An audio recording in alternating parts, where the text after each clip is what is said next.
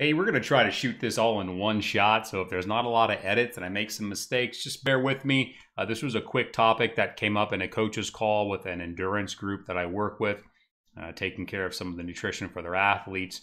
And the topic for the main coach brought up was intramuscular mechanisms of overtraining.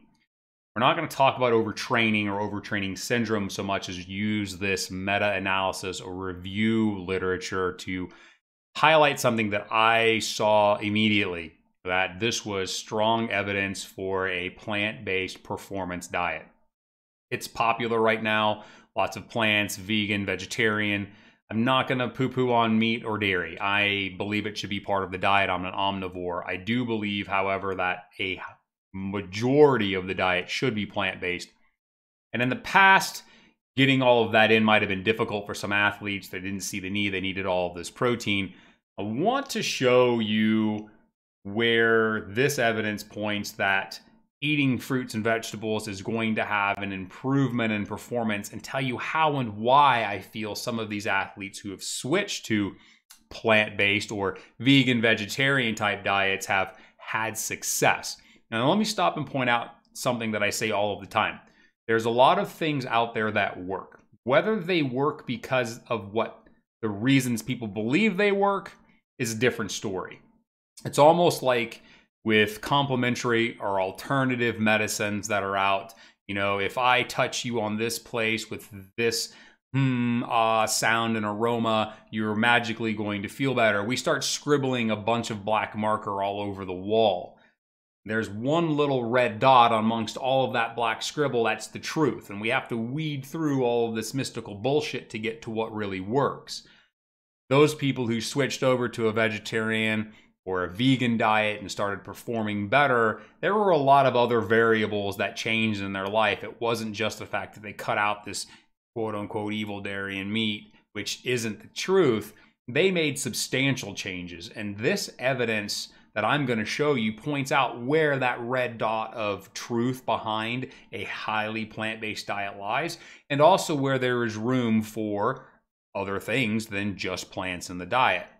This particular journal article is not focused on plant-based diets for performance. In fact, it is a very specific review article talking about what the causes or the potential hypotheses of where they believe overtraining syndrome occurs or comes from now in athletes.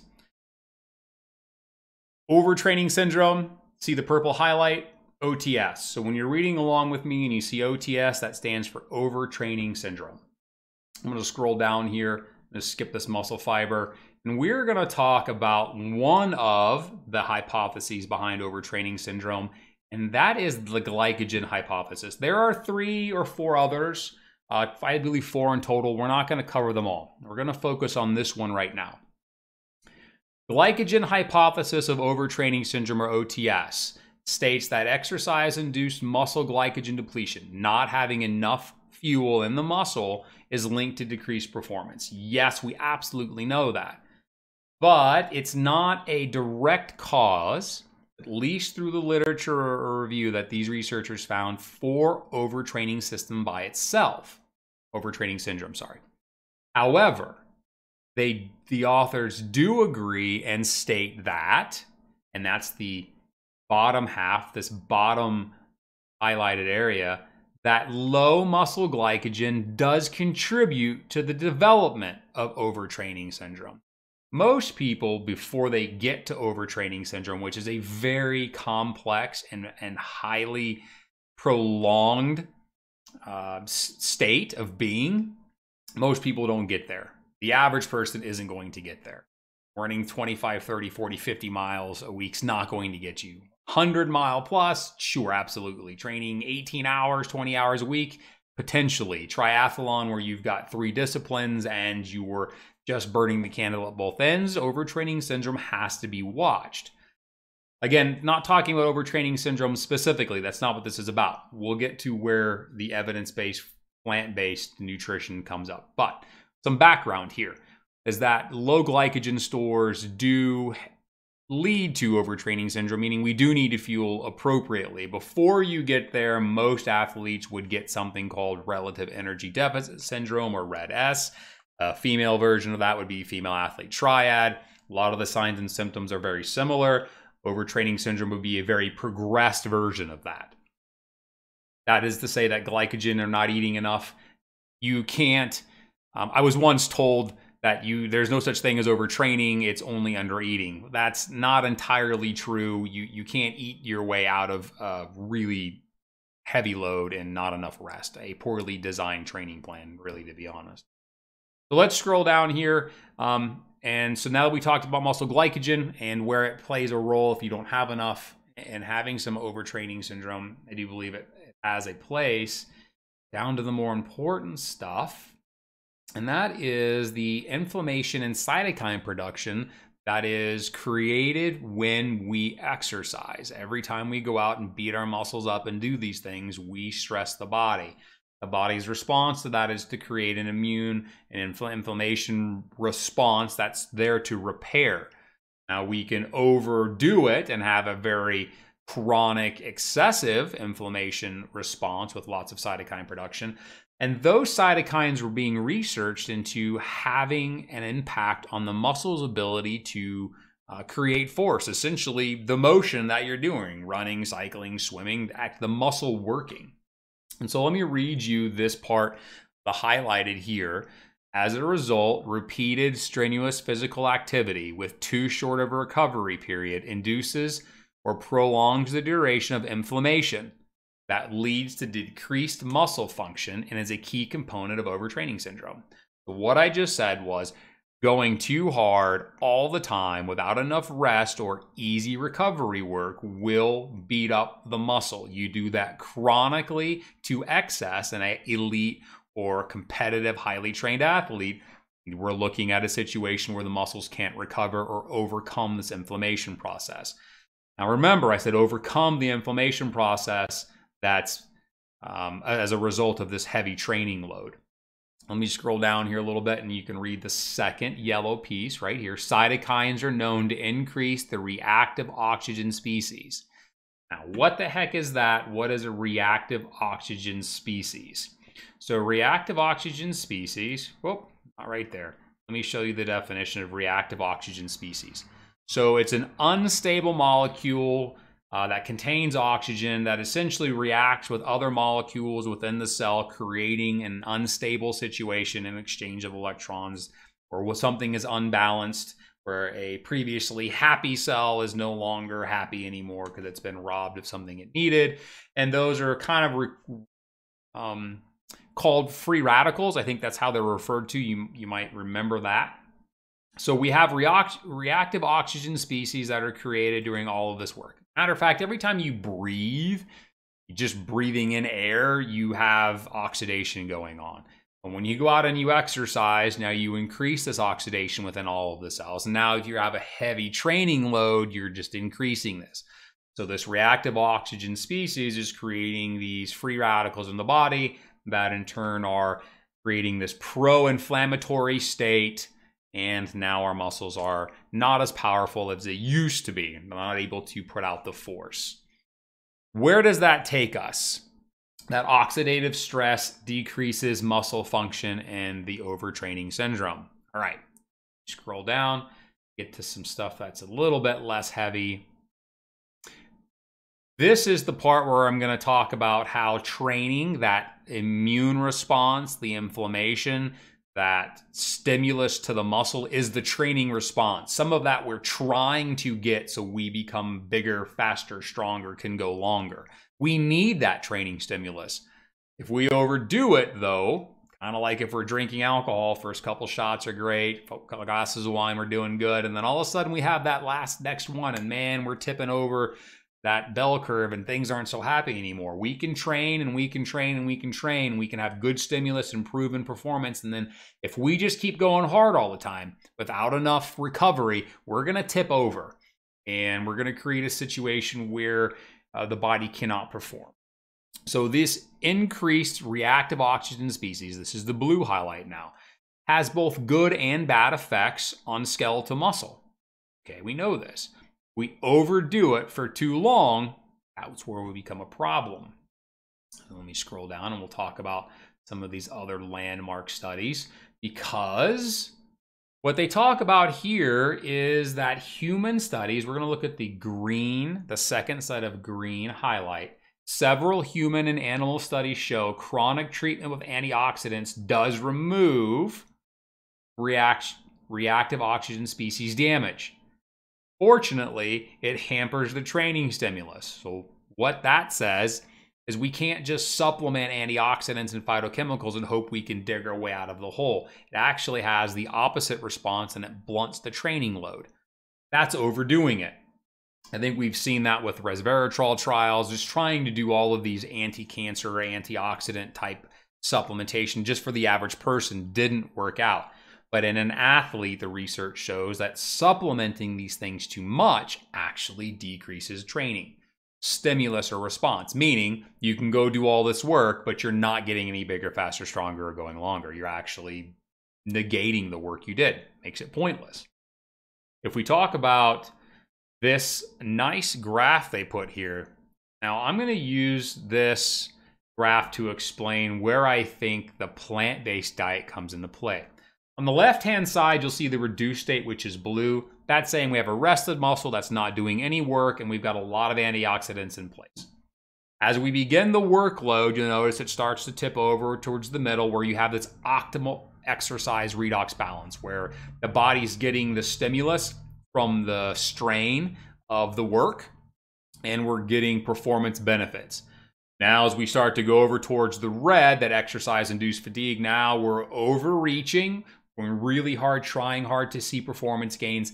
And then if we overstep that overreaching, meaning we go too far in a poorly designed training plan, we keep reaching, we're going to reach that chronic state of overtraining syndrome where the oxidized state, the inflammation process, the cytokines have somewhat overwhelmed the muscle or the body's ability to deal with it, and now the muscles can no longer function. We just simply cannot perform. Can't hit the running paces, can't see the FTP, not swimming as fast, you name it, whatever your sport is. So here, if we talk about the green highlight just above, where supplementing with antioxidants kind of blunted that effect, yet there's this optimal level of, well, if we do get some antioxidants to counteract those reactive oxygen species, we can get into this green area again of the optimal exercise redox balance. So when I was reading this and we were sitting on the coach's call, it occurred to me after doing some more research that, hey, this is what I see. Other than, and this is the red highlight, adequate rest is simply just not doing anything. There is no medicine, there is no supplement that you can take that, or an athlete, an overtrained athlete with overtraining syndrome can do to counteract OTS. It's time off. Sometimes you don't recover from it at all. It ends careers. However, and this is the yellow highlight right below here, that the antioxidants and some anti-inflammatories show promise in neutralizing these effects. Now, if we supplement something, it's like taking calcium pills. It's easy to overdose or overdo. We can't possibly eat that many sardines with bones. We can't drink that much milk, eat that much cheese to get in this large quantity of, let's say, calcium. If we take things like resveratrol out of the grape and the wine and we stick it in a pill, now we're getting thousands of times more than we could ever drink. It's like eating an orange. You can never get that much vitamin C. You can't get thousands of times your daily need by eating oranges. You can't eat that much. You can't even drink that much orange juice. But if you stick it in a pill, we can take 10,000, 20,000 units, no problem. You've seen the emergency packets. 20,000 milligrams of vitamin C. Whoa, that's a whole lot of food. We can definitely overdo it. And that takes us back, let me scroll up. Overdoing it and doing these supplements takes us back to this reduced state where we're counteracting the training stimulus. So what does this have to do with a plant-based performance diet? Well, here it is. So if we can get the antioxidants and anti-inflammatories from a highly plant-based diet that's incredibly colorful, well, now we start to set back and counteract that inflammatory reactive oxygen species impact on a trained, highly trained athlete. Yeah, absolutely. So let me show you what I'm thinking here. Every single one of the plants we eat has a color associated with it. And each one of these, the chlorophyll, the anthocyanins, your flavones, and your carotenoids, all these colors have a different type of phytochemical that goes out and counterbalances these free radicals. Your anything green. Now your anthocyanins, let me go back. Anything green is your chlorophylls. They have a whole set, very specific phytochemicals. Now our anthocyanins are those red and purples, blueberries, cabbage, those types of things. Flavones are the whites, cauliflower, garlics, and onions, and your carotenoids are anything orange and yellow. Like you can think of all these foods. Each one of them has a different type of phytochemical. If we're eating a very plant-based diet, talking tons of fruits and vegetables, eating the rainbow, as many colors as we can, something I tell my athletes all the time, eat the rainbow, and I don't mean Skittles, is really eating all of these antioxidants. The cow, now we're starting to counteract that training damage. So where does plant-based diet, the athletes who have gone vegan or vegetarian, where do you think, or where do I think they're getting these performance enhancements? If they've cut out a lot of the sugar, a lot of the refined carbohydrates out of their diet, and they replace them with high nutrient dense foods like produce that have all of these phytochemicals in them, that's helping reset, go back, that's helping reset this pendulum, this paradigm of they're training, they're moving over to this exercise-induced fatigue. They got huge training loads, they're really competitive, they're training harder when they go faster. And now they're eating this really colorful, highly plant-based diet, and they're counteracting that inflammatory cytokine response in the muscles, allowing them to perform longer. Now, I'm not saying that you can eat your way out of overtraining syndrome and a poor training plan. You can't. But I think that's where we're seeing these higher levels of performance in these athletes. I think there's room for everybody to benefit from a very plant-based diet. Now, one thing we don't have is a whole lot of research or evidenced experimental trials on what a plant-based diet does. Can you be bigger, faster, stronger, longer? It was interesting to find this particular article that I'm talking about here that's not even related to plant-based diet and performance. It's overtraining, and I connected the dots as a sports dietitian going, well, wait a minute. All of these plant-based phytochemicals are in a very colorful plant-based diet. We see a lot of benefit in athletes coming out saying, hey man, I'm having the season or career of my life. Was it because they are vegetarian or vegan in the absence of dairy and meat? No. Was it probably the increase in phytochemicals that are now counteracting that reactive oxygen species, the cytokines, the inflammation that was depressing the ability for the muscle to work over time? Like, you got to think, these athletes do this stuff every day for decades, beating themselves up. Even as a competitive age group athlete, you're out there 8, 10, 12, 17 hours, some of you. You're almost professional. You're beating yourself up. I feel this is evidence for a highly plant-based diet. Now, I didn't say the omission of dairy and meat. Absolutely not. It has a place. But I really do think this is some of the first steps showing that, look, we can absolutely improve performance by eating lots of fruits and vegetables. All right, if you like this stuff, I appreciate it. Hit the like, hit the subscribe, go to my socials. I could always use more followers. Obviously, the more I have, the more I get, and the more I can teach you cool stuff like this. Thanks. Take care.